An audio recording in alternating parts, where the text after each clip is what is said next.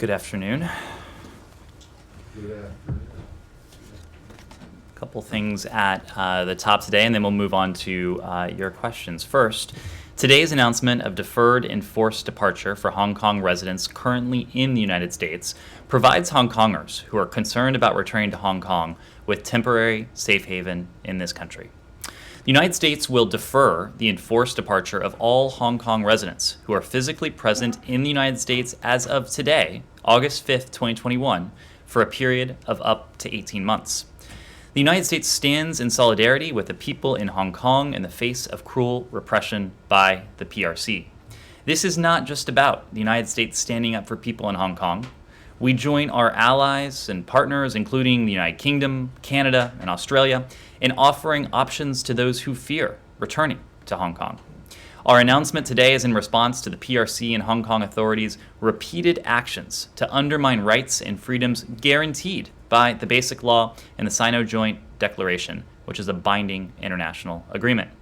We strongly urge Beijing and Hong Kong authorities to cease their continued attacks on Hong Kongers for exercising protected rights and freedoms, and that includes the freedom of peaceful assembly and expression, and to allow people in Hong Kong to participate meaningfully in their own governance. We again call on the PRC and Hong Kong authorities to immediately and unconditionally release those detained or imprisoned solely for exercising their fundamental freedoms. Yesterday, USAID Administrator Samantha Power announced over $720 million in new funding to intensify the fight against COVID-19 abroad, respond to humanitarian crises exacerbated by COVID-19, and support a global recovery while preparing for future pandemic threats. This announcement caps the end of her trip to Ethiopia, where she emphasized the urgent need for full and unhindered humanitarian access in Ethiopia's Tigray region, and reiterated the U.S. commitment to support African countries in their response to the COVID-19 pandemic. During her visit, the administrator toured USAID-supported food commodities warehouse and a COVID treatment center, and joined humanitarian partners to discuss the response to efforts in Tigray. In the lead up to the administrator's travel, the U.S. announced more than $149 million in additional humanitarian assistance to help people affected by the ongoing conflict in Tigray. Administrator Power met with Dr. John Inka Asang, director of the African Centers for Disease Control and Prevention, to discuss the expansion of the U.S. government partnership. The administrator also held substantive, frank discussions with Ethiopia's Minister of Peace, Muferiat Kamil, and separately with the chairman of the Ethiopian Red Cross. She later had the chance to meet with young civil society leaders to discuss ethnic conflict, Tigray, and the future of the country, among other issues. Before her visit to Ethiopia, Administrator Power spent 4 days in Sudan, where she met with Prime Minister Abdullah Hamdok, Sovereign Council Chairman Lieutenant General Abdel Fattah al-Burhan, Foreign Minister Dr. Miriam al-Mahdi, and other transitional government leaders, as well as citizens who led the protests that resulted in former dictator Omar al-Bashir's overthrow in 2019. In a speech to students, academics, and democracy activists at the University of Khartoum earlier this week on August 3rd, Administrator Power announced an additional $4.3 million to support electoral processes in Sudan, making a total of $12 million. USAID has committed in election-related assistance as Sudan prepares for democratic elections in 2024. She spoke with displaced communities in Darfur and Ethiopian refugees who fled the harrowing conflict in Tigray to eastern Sudan, and saw some of the USAID programs that are providing them with life-saving assistance. So with that, happy to turn to your questions. Hey, thanks. And, sorry, I don't have anything really to start with, but just on the Hong Kong thing, Sure. there are a bunch of questions that this raises, but I suspect that they will be they're probably DHS questions. So, in terms of like what kind of passports that the Hong Kongers have, whether they're the British overseas national passports or Chinese passports, does that matter, or is this should the specifics of this go to DHS? Many of those questions about enforcement would need to go to DHS. Okay. Great. Can I ask a follow-up on Hong Kong? Sure. Can you give us a little better sense of, that 18-month decision? What happens after 18 months? Is there a plan in the works to offer, the equivalent of refugee status to Hong Kongers who look to leave the territory to the U.S. And I mean, if in 18 months, their status hasn't changed and they have to go back, how does that actually help residents of Hong Kong? Well, in terms of how this program will work, as I told Matt just now, the Department of Homeland Security will have additional details on the deferred enforcement departure, including the mechanics of it and details. They will be providing information to make sure that eligible individuals in this country, that is to say residents of Hong Kong who are based here as of today, August 5th, know how to proceed given this announcement. From a policy perspective, what this announcement signals is very clear. It is a testament to the fact that the Biden administration has and will continue to take steps to ensure that our foreign policy aligns with our values. We have and we will stand up for all of those who are struggling to defend their rights, to defend their democracy. There are a number of tools we have at our disposal to demonstrate that support. This is just one tool of many. Each situation is different. As we have said, even in recent weeks, we have announced a number of measures to support the aspirations of the people of Hong Kong to defend what was given to them, what was guaranteed by the PRC to them. You have heard us talk about the Hong Kong Business Advisory that we released last month, essentially warning American businesses of the deteriorating climate for the private sector in Hong Kong. In conjunction with that, we announced a series of sanctions on PRC and Hong Kong authorities. Today, this deferred enforced departure announcement that President Biden made and that you've heard more about from the Department of State and the Department of Homeland Security, and all throughout our work with the international community, our partners around the world, in Europe, in the Indo-Pacific, to make clear that the United States and our like-minded allies and partners are standing with the people of Hong Kong, that we are by their side as they are seeking to protect, again, that which was guaranteed to them. Rather than just deferring this enforcement, is the administration considering any scenario under which you would offer permanent residency to Hong Kongers who are in the U.S. or Hong Kongers who want to flee Hong Kong to the U.S.? Well, what is true is that residents from Hong Kong can be referred for consideration to the U.S. Refugee Admissions Program by the UN High Commissioner for Refugees or any U.S. embassy. Any resident from Hong Kong referred to the U.S. Refugee Admissions Program and guaranteed and granted refugee status will be admitted consistent with the annual presidential determination on refugee admissions. There isn't, as you know, at this time, a special program for Hong Kong. Residents from Hong Kong referred to the program will be required to pass the same security and health screening as any other refugee in the U.S. Refugee Admissions Program. What we did today, of course, applies to Hong Kong residents who are already in this country. Well, but really just to bring it back, why now? Why not a month ago?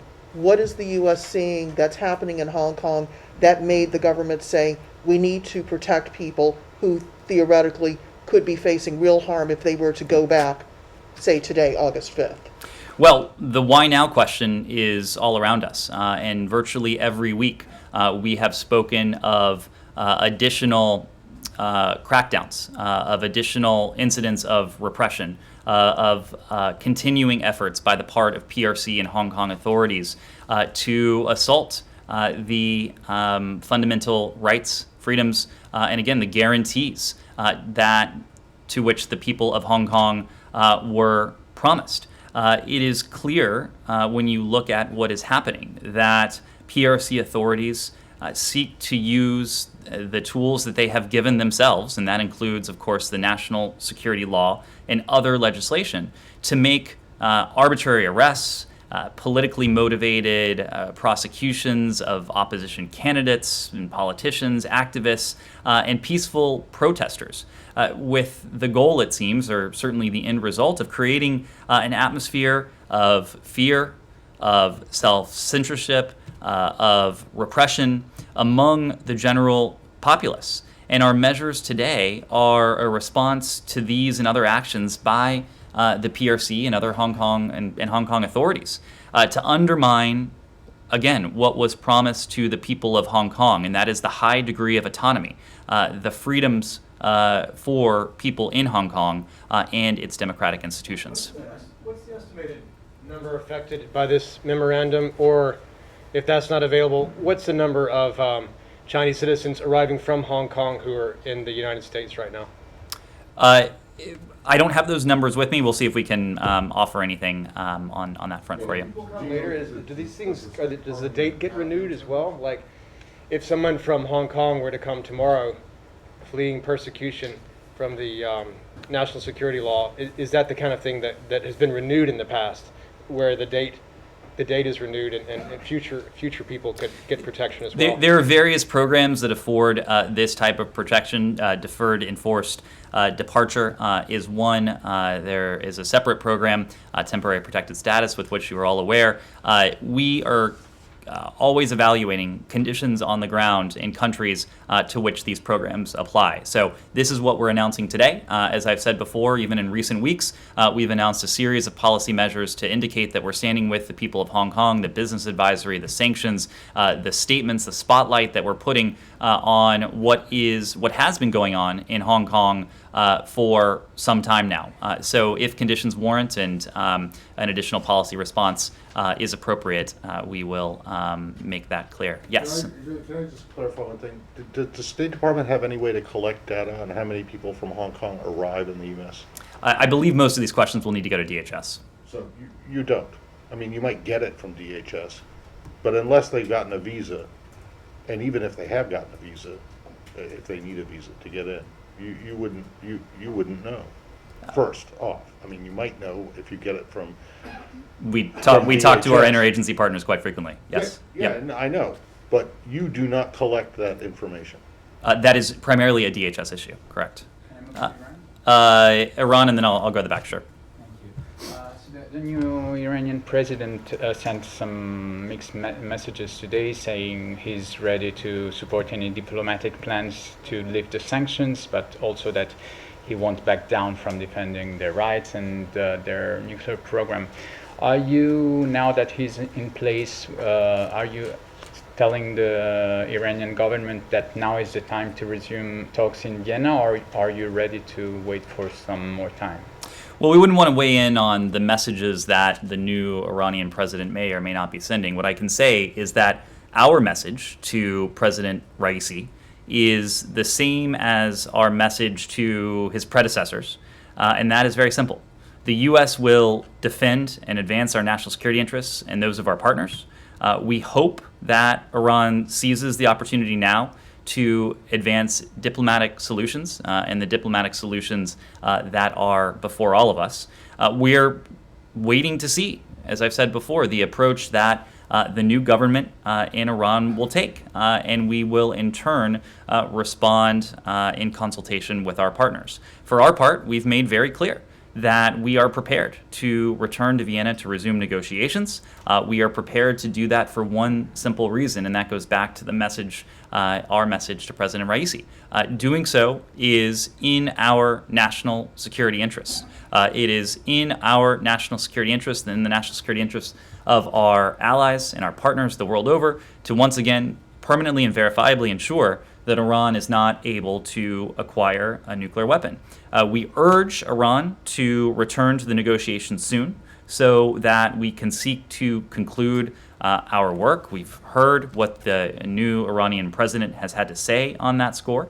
But at the same time, and the secretary has said this message, you've heard it from here as well, this process cannot go on indefinitely.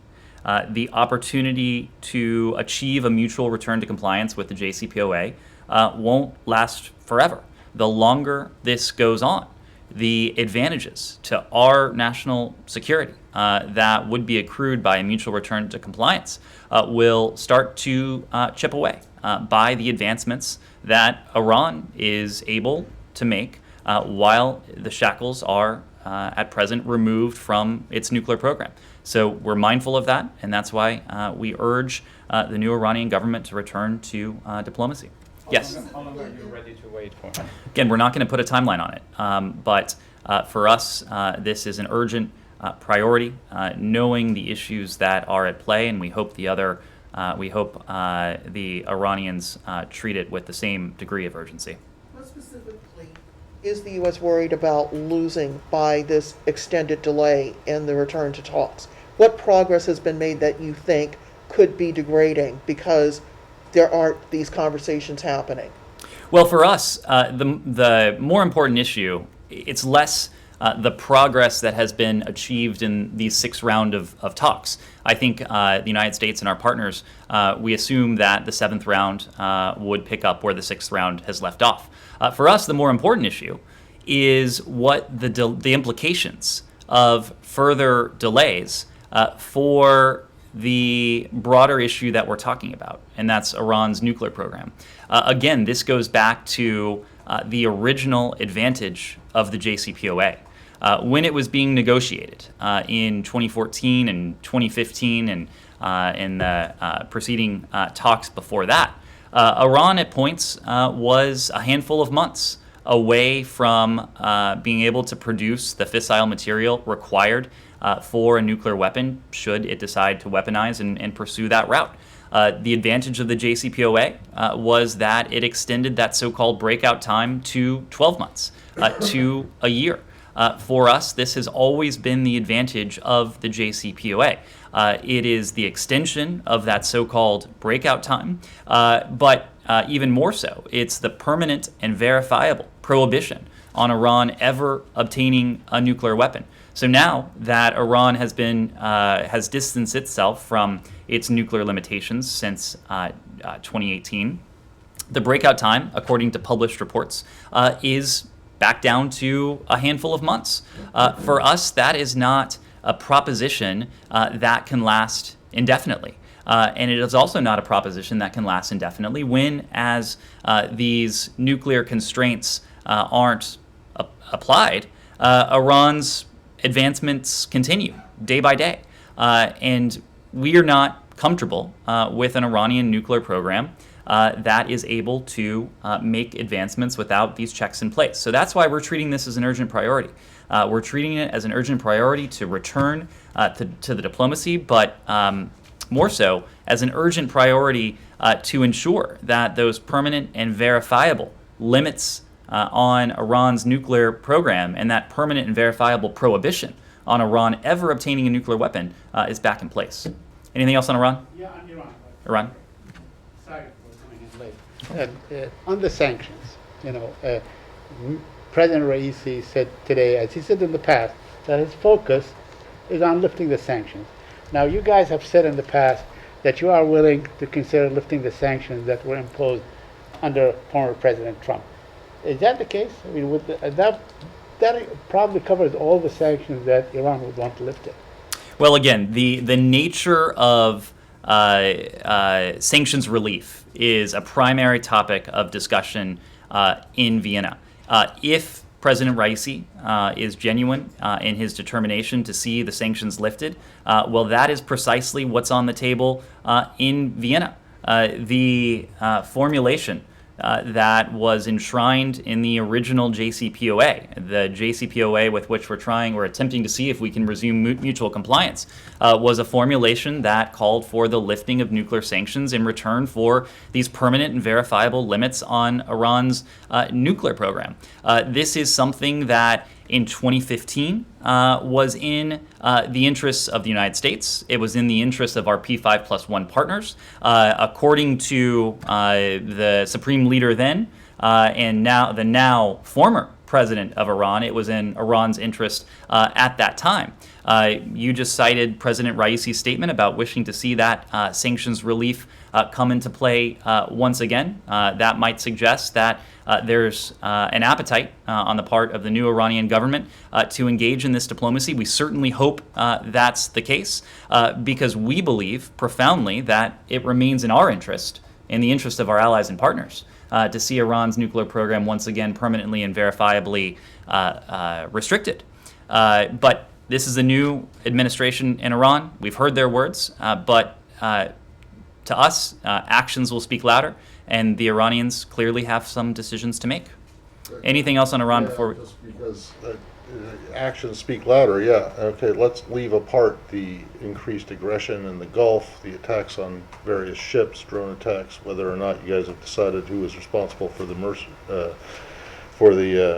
incident involving multiple vessels the other day, the kidnapping attempt on someone who's living in in the States, the increase in Houthi aggression in Yemen, the Hezbollah rocket attacks on Israel. So let's leave aside all of that right now and just focus on the nuclear side of it.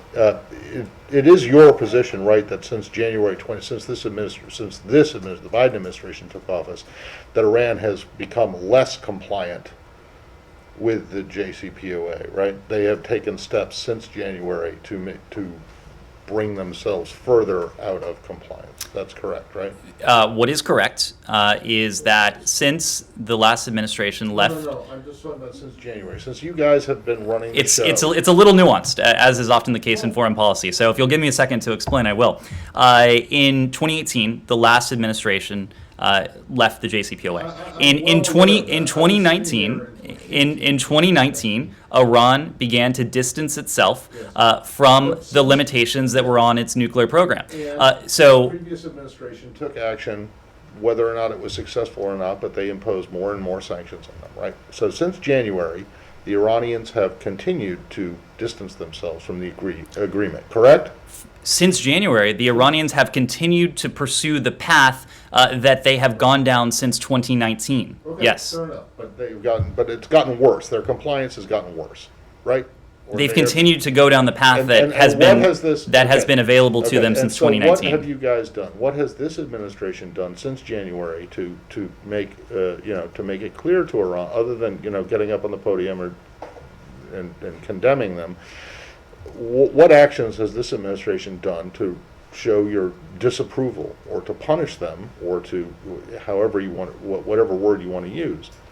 What have you done to make it clear to them that this is not acceptable? Matt, as you said yourself, Iran has been under heavy sanctions since 2018. Those sanctions, every single one of them, remains in place. We have not removed. But they've gotten worse, and you guys haven't done anything. In fact, you've lifted some sanctions. We have not lifted. You did. In New York, you guys went back on the on the snapback. You lifted the prohibitions, the travel restrictions on Iranian diplomats who are accredited to the UN. You've removed at least 5, maybe not you, but Treasury has, at least 5, maybe 6 or 7 Iranian individuals and entities from sanctions lists. But have you imposed any new costs on Iran since January? There is a strict and comprehensive sanctions regime that is in place against Iran that will remain in place against Iran unless and until we reach a mutual return to compliance with the But you guys JCPOA. have not added anything to the sanctions regime that was imposed by the last We administration, absolutely have added sanctions against Iran. We've talked about them in the context of support for the Houthis in Yemen. We've talked about them in connection with Iran's abuses of human rights. Absolutely. We continue to hold. But I just said, leaving aside, my opening to my question was leaving aside the non-nuclear things. Just on the nuclear front, what have you guys done in terms of the nuclear file to impose costs on Iran for their increasing non-compliance? First of all, the non-compliance, it's a binary. Either they are they are in compliance with the JCPOA or they're not. Since 2019, Iran has not been in compliance with the JCPOA. There was a pathway that, in our estimation, unfortunately, was put before them in 2018 that they have very regrettably chosen to pursue. It is true that they have continued to make advancements in their nuclear program. This is a concern for us. It is motivating the fact that we have been very clear that this is not a process that will be open indefinitely. But as they are not in compliance, you haven't done anything other than to say that you're still open to talks. And anyway, I'll stop because I don't think you can answer that. Please. Sorry, I told you I'd come back to you. Yes. Yes. Oh, okay. Thank you, Ned. My name is Mesfin from TG Ethiopian Broadcasting. I have two questions for you. Please be patient. And Ned, these questions are not only mine. They are also questions of millions and millions of Ethiopians around the globe. 2 weeks ago, when I got a chance to ask Jen Psaki a question at her White House press briefing, she responded, I quote, I would point you to State Department. I know my colleague Ned Price is briefing later this afternoon and giving you more details on what our work is. Since this press briefing is a pooled press coverage, I was not able to come soon to ask you this question. And I'm glad I'm here today, Ned, and here is a question I asked Jen Psaki, and I want you to answer it for me. The United States and other countries have been supporting and into the fighting in the Tigray region. And at the first step, as you know, to end the fighting, the government of Ethiopia declared a unilateral ceasefire and pulled out the troops from the Tigray region. But TPLF, the Tigray Liberation Front, rejected the ceasefire, calling it a sick joke. And the TPLF continued the war, especially by deploying child soldiers in this conflict. And if the war continues, there are thousands and thousands of people will die. Ned, what is the Biden's administration statement on TPLF's refusal to accept the ceasefire and the use of children as soldiers? Thank you. Well, thank you for that question. There are a couple pieces there. One, I want to be very clear on these allegations that the TPLF is recruiting child soldiers. We are very much concerned by these reports. We take these allegations very seriously. We reiterate our call for all parties to adhere strictly to international humanitarian law, and for those responsible for violations of international humanitarian law and human rights abuses to be held accountable. When it comes to the broader conflict, we have made this point before, but again, it bears repeating. We call on the TPLF. We call on the Amhara Regional Forces. We call on the Eritrean Defense Forces, on the Ethiopian National Defense Forces, and associated regional militias to end this crisis and to move towards a negotiated ceasefire. In our mind, this is what is most important: ending the conflict, moving toward that negotiated ceasefire, and providing the level of humanitarian access that the people in Tigray need, of which they are in dire need. The Ethiopian government and the TPLF need to begin ceasefire negotiations immediately and without preconditions. This should lead to a broader dialogue to find a durable political solution to this conflict. We strongly condemn any attacks that have been or may be directed against civilians in the Tigray region, regardless of the actor, whether it's organized by military or security forces or rogue elements operating there. Those who commit such acts, as I said before, must be held accountable. And we call on all parties to condemn such acts and do everything in their power to stop them. We're particularly concerned by credible reports that armed forces affiliated with the TPLF and the Tigrayan militias have engaged in attacks against Eritrean refugees in the region. Such conduct is reprehensible. It must cease. It must come to an immediate halt. Those responsible, again, should be held responsible and accountable for their actions. We're equally concerned by reports of Ethiopian security force harassment and arbitrary detention of ethnic Tigrayans in regions of Ethiopia beyond Tigray. And security force harassment and detention on the basis of ethnicity is unacceptable. We call on all parties to cease such activities and to respect human rights and the rule of law. We further call on all armed actors to comply with international humanitarian law, including the obligations regarding the protection of civilians. As we consistently stated, any effort to change Ethiopia's internal boundaries by force is unacceptable. Any issue of national importance is an issue for the Ethiopian people to decide through consensual dialogue and democratic processes, not through violence. And that is why we have put such a priority on this negotiated ceasefire. That is what we have continued to urge, urging the parties to come together immediately without preconditions, just as we push for increased humanitarian access so that the long-suffering people of Tigray can be in receipt of that relief. The TPLF refuses the ceasefire and to accept the ceasefire, and it advances its forces to Amhara and regional Amhara and Afar regions. So, what do you say when the TPLF refuses a ceasefire? How can there will be negotiation? Well, we have seen these reports of the expansion of the fighting. The expansion of the fighting in Tigray are concerning. The reports of the expansion of the fighting in Tigray are concerning.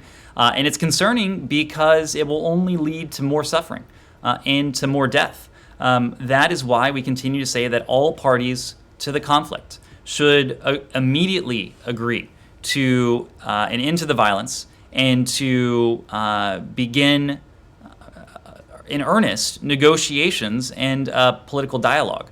Armed actors in Tigray and Amhara, and the government of Ethiopia need to reach an agreement that allows the ceasefire to include all parties and facilitates, as I said before, delivery of humanitarian access. The government of Eritrea, for its part, must withdraw its forces consistent with commitments by both Ethiopia and Eritrea. Please. My final question is, during your press briefing, you often call TPLF's forces military forces. As you know, TPLF is an opposition and armed resistance to the established Ethiopian government, whether you like it or not, which makes, if the TPLF is against the government, then it makes it rebel force. Even though my English is second language, military is a name given to the armed forces of a country. So, why are you calling TPLF forces military whenever you give the press briefings? The military is for, as I said, is for given for a country forces, not just for rebel forces. So the point we've been making, and what in part makes this conflict so concerning, is the fact that a range of actors are engaged in violence and in some cases in these reported atrocities.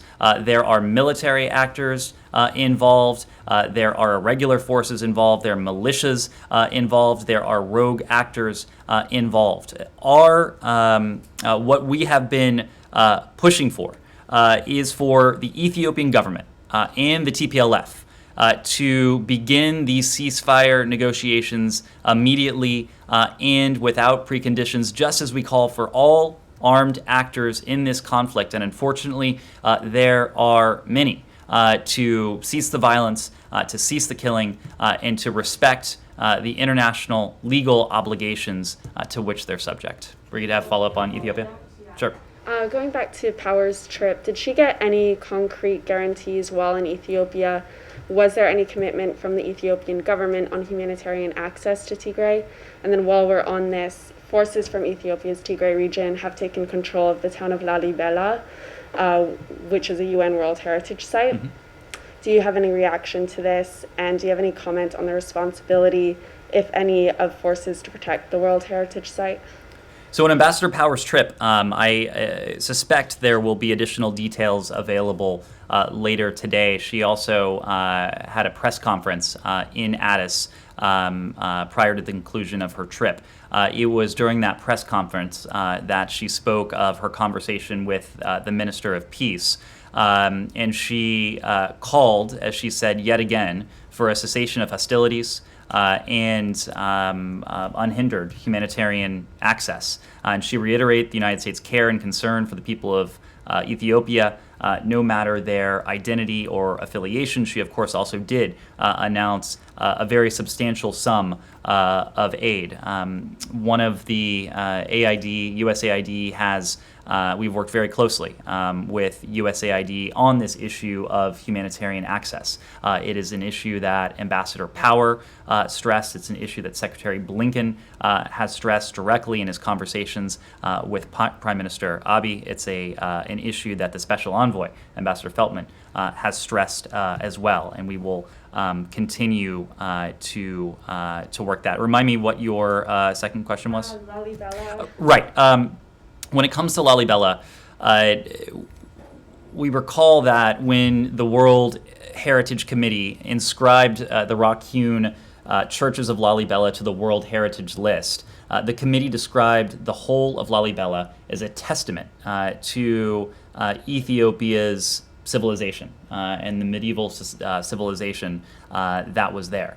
Lalibela represents part of Ethiopia's unique, diverse, and rich cultural heritage, and it's something that should serve to unite all Ethiopians. We've seen the reports that Tigrayan forces have taken Lalibela. We call on the TPLF to protect this cultural heritage.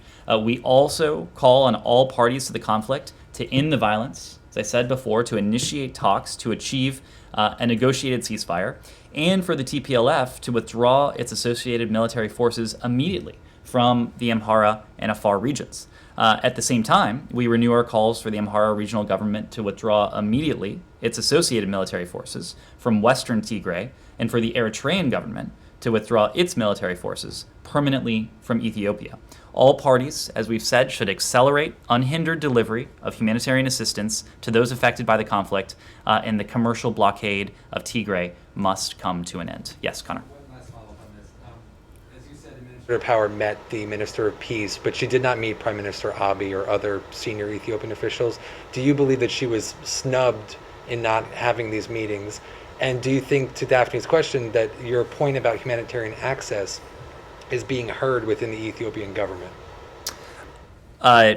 In terms of the meetings that Ambassador Power had, she was able, as we've said before, to meet with the Minister of Peace. She was able to take part in a very frank conversation with the minister about these issues. We seek to engage, and we have engaged, Ethiopia's leadership at various levels. The Minister of Peace in the past, Secretary Blinken, Ambassador Feltman, have had conversations with Prime Minister Abe. We have been very clear with the Prime Minister about the need for this humanitarian access, about the need for this for ceasefire talks to start, and for a negotiated ceasefire to be on the table as an immediate priority. Yes. I wanted to ask you about India and UN Security Council. India is the president of UN Security Council for the month of August, and in the past 3 presidents and administrations had supported publicly about India being a permanent member of UN Security Council. What is this administration's position on that? Well, we value working with India at the United Nations, including in the context this month of the Security Council. We believe that a reformed Security Council that is representative, that is effective, and that is relevant is in the best interest of the United States and all of the UN member states. And we look forward to the opportunity of working very closely with India in the context of the Security Council in the coming weeks. Does this administration thinks that India should be a permanent member of the UN Security Council? Well, we support building a consensus for modest enlargement of the Security Council for both permanent and non-permanent members, provided it does not diminish its effectiveness or its efficacy and does not alter or expand the veto. What is modest expansion? Number 3, 4, what's the number of that? Well, that's the point of consensus. We look forward to building that consensus. And secondly, in the past, U.S. government and officials have said that India and U.S. are on the same page when it comes to voting on several crucial issues at the UN, at the United Nations. There has been lack of cooperation, coordination between the two countries in the past. Has it improved, or how is it right now? Well, as you heard during our visit to India just last week, I guess it was, we have a number of shared values and shared interests with our Indian counterparts and our Indian partners. Indeed, we have a comprehensive strategic partnership with India that unites us on many levels, that we are seeking to deepen and strengthen on many levels as well. And we are very much looking forward to working very closely with the Indian governments in the context of the UN and the Security Council this month. One more, a quick Sure. one. I just saw on Washington Post about a Hindu temple being vandalized in Pakistan. Have you seen that? Do you have any comments on it? I haven't seen that report. So A couple questions on Israel. I don't know if you talked about it at the top, but could you comment on the Israeli air raid on Merjayoun? I'm sorry, say that one more time. Could you? I don't know if you talked about it at the top. Have you talked about the Israeli air raid on Merjayoun? And do you see this as, dramatic escalation? Well, we did talk about this yesterday, and we noted yesterday that we condemn. But what about the Israeli response? Well, they're obviously very related, and we condemn the rocket attacks from armed groups based in Lebanon into Israel. We've made the point that Israel has the right to defend itself. We'll continue to monitor the situation. We've remained very engaged with Israeli and with Lebanese officials and other partners in the region in an effort to de-escalate this situation. On Israel, Israeli media sources claim that Israeli diplomats are talking to you about coaxing the Palestinians into accepting a deal in Sheikh Jarrah, the area in East Jerusalem that is, so much in the news, that they would accept to live there as renters, for a long period of time. Is that true? Could you share anything with us on this score? Well, as you know, we don't speak to any diplomatic or private conversations, but what I can say is that we believe that the proposal offered by the Israeli court on August 2nd is a matter for the Israeli and Palestinian parties to the case to consider and to decide for themselves. We've said this just this week and many times before that. Families should not be evicted from their homes in which they have lived for decades. We have encouraged Israeli authorities to avoid evictions and other actions that exacerbate tensions and that undercut efforts to advance a negotiated two-state solution. Has any American diplomat talked to any Palestinians in Sheikh Jarrah about perhaps a compromise of some sort? Look, we're not going to comment comment on or confirm reports of diplomatic conversations. What we have said as it relates to this, we have both in public and in private encouraged Israeli authorities to avoid evictions and other actions that exacerbate tensions and undercut efforts to advance a negotiated two-state solution. Connor. Last week you suspended cooperation with the public ministry over the suspension of the special prosecutor for corruption. This week the Guatemalan Attorney General appointed a new prosecutor who is said to be even, have corruption allegations of their own. I'm just wondering what your response is and whether or not you believe that the Guatemalan government is heading in the wrong direction if you're seeking cooperation with them is not working. Well, on this, Attorney General Consuelo Porras' sudden appointment of Rafael Curuchiche to lead FESI does not add confidence in the body's ability to independently investigate and prosecute corruption cases. Our position remains that it is essential for FESI, FESI is able to function and its prosecutors and analysts are empowered to continue to investigate cases to maintain the fight against corruption in Guatemala. Any politically motivated interruption of investigations has no place in an open and strong democratic system. We continue to encourage the government of Guatemala to reject the use of spurious lawsuits as a way to silence opposition viewpoints or impede the Guatemalan judicial process. The Guatemalan people, as we have said time and again, deserve accountability and transparency from their leaders, and that's what we're seeking to support. Bigger picture, do you believe that the government is heading in the wrong direction in terms of trying to clean up these cases of corruption or, as you said, using lawsuits to attack political opponents? Well, the firing certainly was a step in the wrong direction. This latest move certainly does not inspire any additional confidence. All right. Yeah, one more. Sure. So there was supposed to be a second flight of Afghan SIVs that left yesterday. Kabul should have arrived this morning. Can you confirm that that did arrive? There have been several flights that have arrived. How many? I'm not in a position to give a precise number, but There have been two, as far as I know. The second one left yesterday. It should have arrived this morning. So did it arrive? again, we're for security reasons, we're not confirming precisely. You confirmed the first one. Why not the second one? We're not confirming precisely when flights land. Well, But did it get here or not? I'm not asking you precisely when it landed. Did they get here? Matt, we just don't have any additional details to offer on that. Yes. Ned, what do you say to those millions of Ethiopians who believe now the United States is supporting TPLF? We have been very clear that we are supporting and we are standing with the people of Ethiopia. In the case of Tigray, we are doing all that we can to support the people of Tigray who have suffered tremendously from this conflict.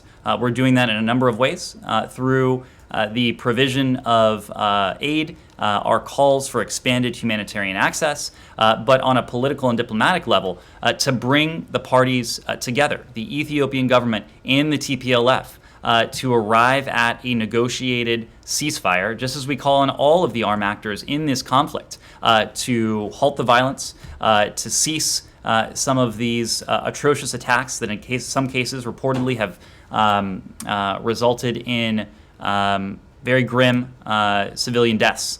We are working urgently on this. Our priority, again, is to bring about peace and security for the people of Tigray in the form of a negotiated ceasefire to this conflict.